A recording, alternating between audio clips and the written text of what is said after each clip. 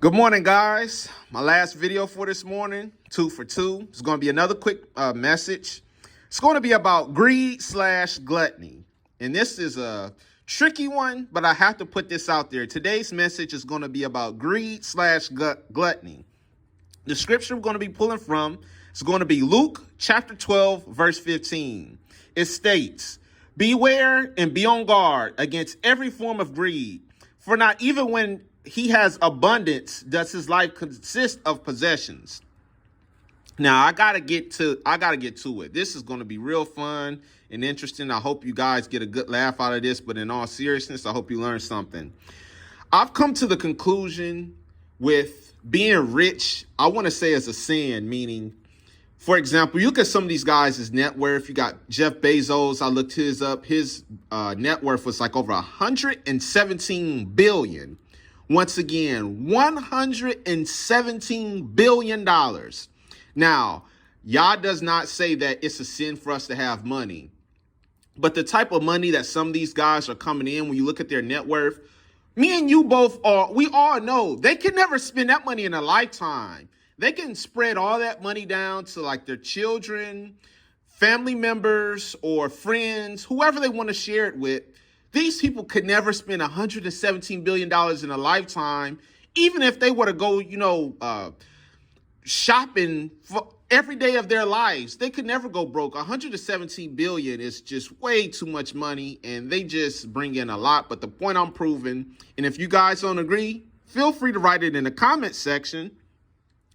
Being rich is kind of considered, to me, greed, and it is considered a sin because no one needs that kind of money to live. But let me not digress and get to my next point. Eating.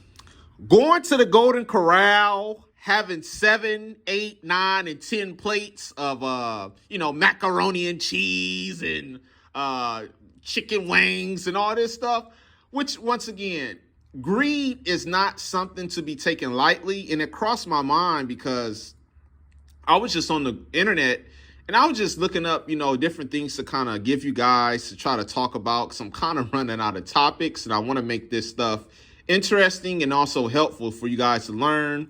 But greed is something that we all struggle with. I even struggle with it. Greed could be as simply as our closet. Go in your closet, count how many shoes you have, count how many outfits you have. Count how many times you actually wear these clothes. Now, it's not a sin to have clothes. Now, don't take this literal. You need clothes to walk around in. But I'm talking about where you got a huge closet. On one side, you got Chanel. The other side, you got Louis Vuitton. The other side, you may have with,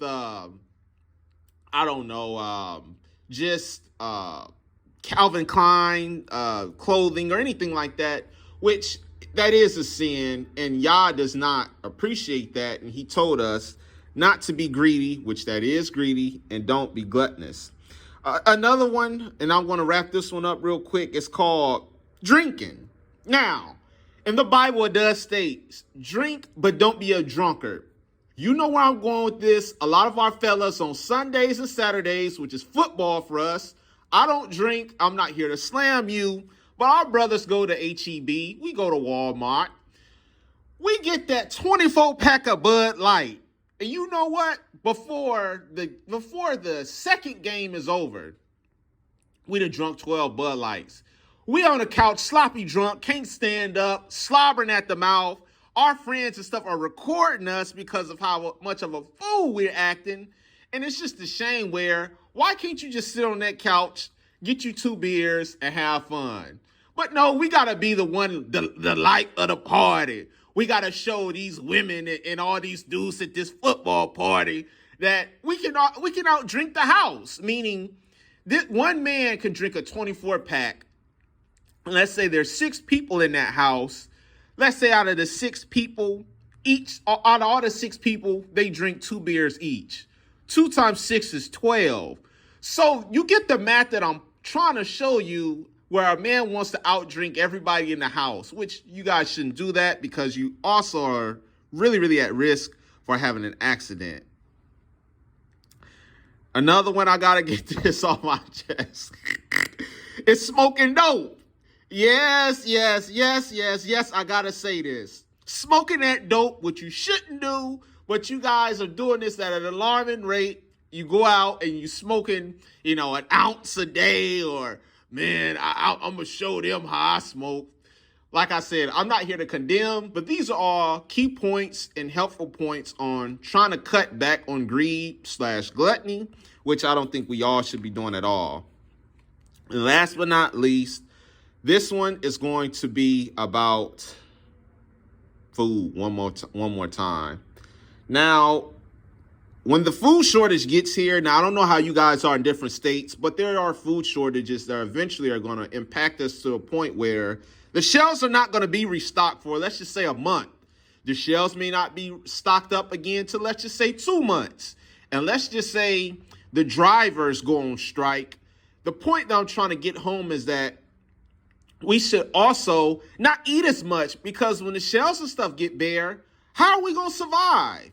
If we're constantly eating 7 and 6 times a day, when the food shortage gets here, we're not going to know how to act, because all of our favorite foods will no longer be here for us to eat, and we're going to be angry and probably grumpy, which we shouldn't be, because God did tell us that these times will come.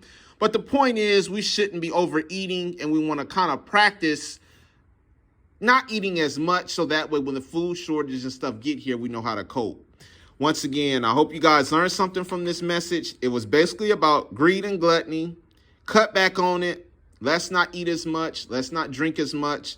Let's not shop as much. And once again, you guys take care. Have a fantastic morning.